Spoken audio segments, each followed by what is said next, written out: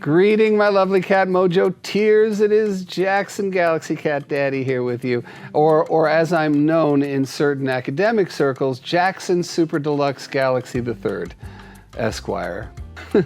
Today, we're going to be exploring some shocking facts about cats. There are some incredibly unique things about cats, and I'm just going to go by when I first found these things out. I was just like, that's just a wholly different ball of wax right there, you know? So I just want to pass those things on to you. So let's just get right to it. Shocking fact number one. Cats can fall from great heights and always hit the ground with their feet. So if a cat falls from whatever height, of course, just like us, they would fall and suddenly they're upside down. They can find the ground both with their eyes and what we would call a vestibular apparatus. So that's their ability to find the horizon no matter what direction they're in at that moment. So part of this is due to their very flexible spine. And here's one of the most amazing things. While they're falling, their back half could be twisting at about 90 degrees while their front half could be going in the other direction at 10 degrees. So then the cat spreads out their body at terminal velocity to increase drag. So basically it's slowing them down. It's almost like they become a cat parachute in a way. They even have those flaps right here that you've seen on squirrels, which again, they're just skin flaps that also help to increase that drag. Then as they hit the ground, because they're what we call digitigrades, which means they walk on their tiptoes. So they're going to land like this, which will spread out the shock of landing.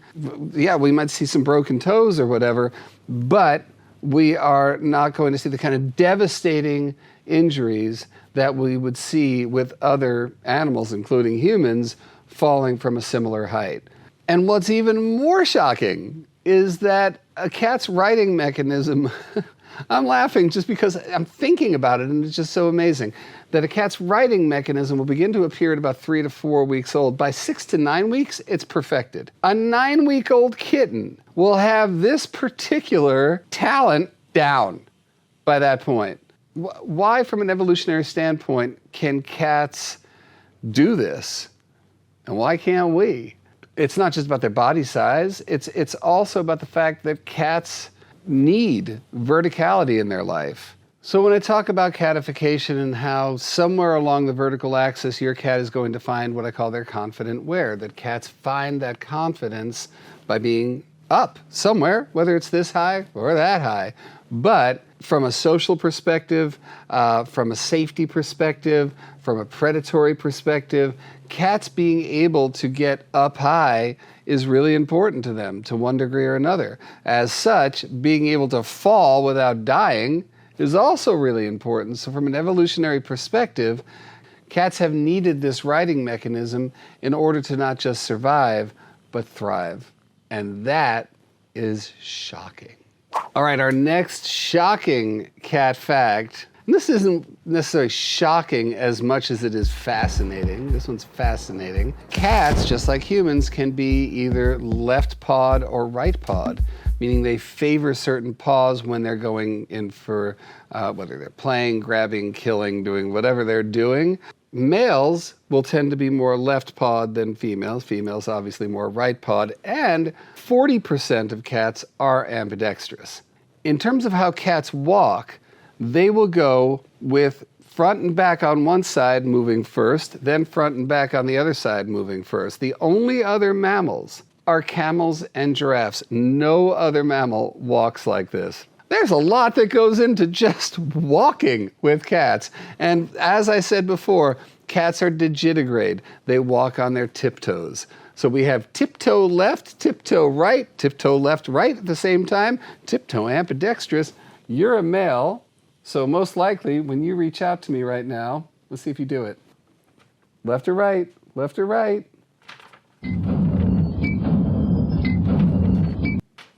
Right! Right! Wait, he's supposed to be left. Right? Left? But he might be ambidextrous. He might be ambidextrous. That means you're like 40% of other cats. Science. What you just saw was science. Okay, so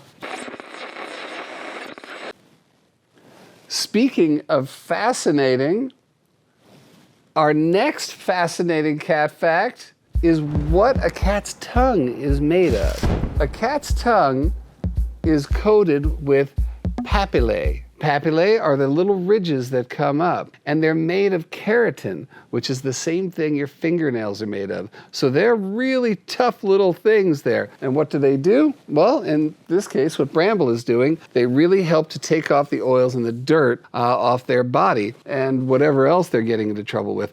It helps to take the saliva and just pretty much get it right down past the fur into the skin, which not only cleanses them as best they can get, and of course cats will spend up to a quarter of their waking hours grooming. That's how important it is to them, but also it helps to lower their body temperature. And we know that cats tend to run pretty hot, so it keeps their body temperature at a better place for them as that saliva evaporates. Also, if they are eating meat, it also helps them rip that meat off the bone. You've seen the papillae in action with big cats, lions and tigers, etc. When they're just pulling meat off the bone, sometimes it's with their teeth, a lot of times it's also with their powerful, powerful tongues. And also the thing about papillae is that not only are they really tough, made of keratin, they're also face backwards. So not only does it help in cleaning bone, it also helps in holding live prey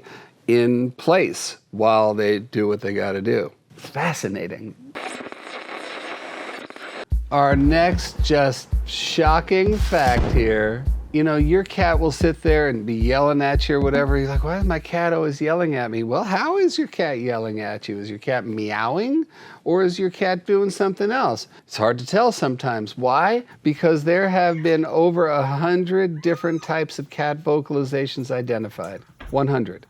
Compare that to dogs, who have 10. Cats have vocalizations that range anywhere from the meow, which has evolved specifically for communication with humans. Little kittens might meow at each other, but past the time that they're kittens, it's reserved for humans. Why? Part of the reason is that we tend to infantilize our cats, to treat them like babies, and we respond more to that sound of the meow, and they learn that very quickly, and kabang, they got us wrapped around their little baby paws, you know.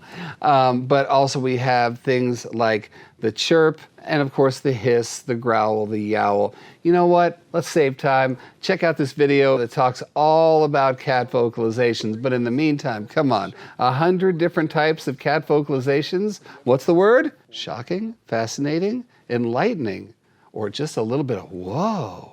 Here's a little factoid that I just found totally shocking myself. I mean, I have to just base this on, I'm sitting here reading and I go, oh, okay, that's something. I just had to put a word to it, and shocking is a good word. So in this case, did you know that every cat's nose print is unique to them, much like a fingerprint is to us?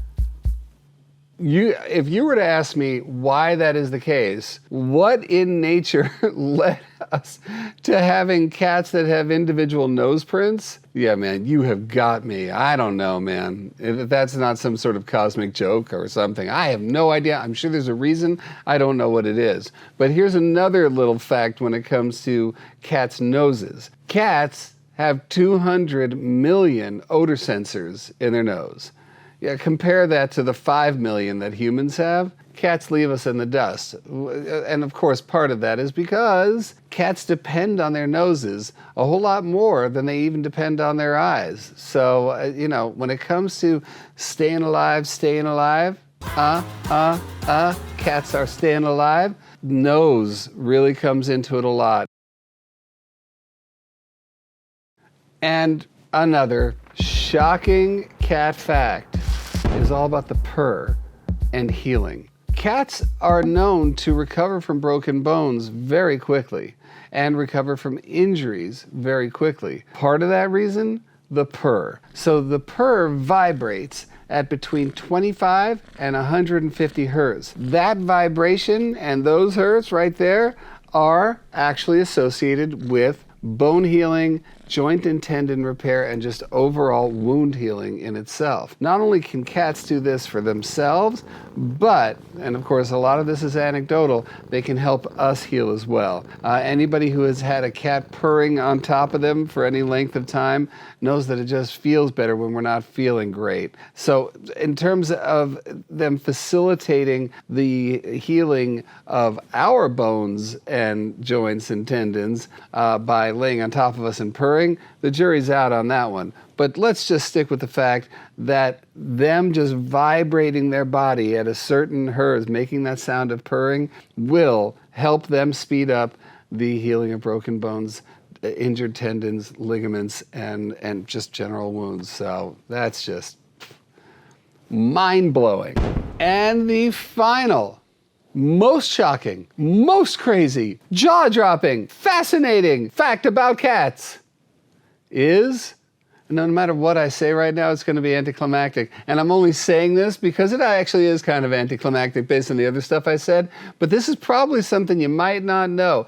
Cats are, for the most part, lactose intolerant. That means that saucer of milk that you put out for them, that piece of cheese, that kind of thing that you're like, cats drink milk, that's what they do. I'm going to give them a little bit of this ice cream. No. Then you're wondering why your cat is stinking up the room or have diarrhea, this terrible explosive stuff.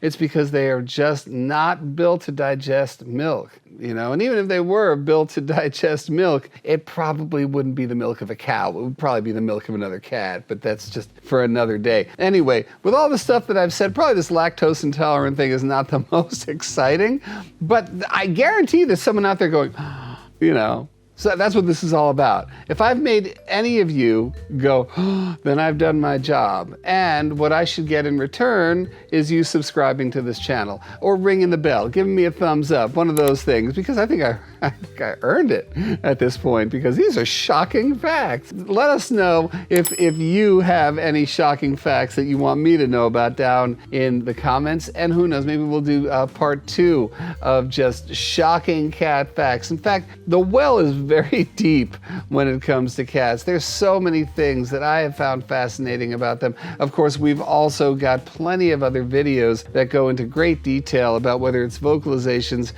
their ears, their nose, all the things that I've just glossed on here. You can dive deep into our repertoire of videos and find out more about them. All right, you guys, until next time, have a distinctly non-shocking week. That I think we can all groove on right now, okay? All light, all love, all groovy cat mojo to you. Mwah, bye guys.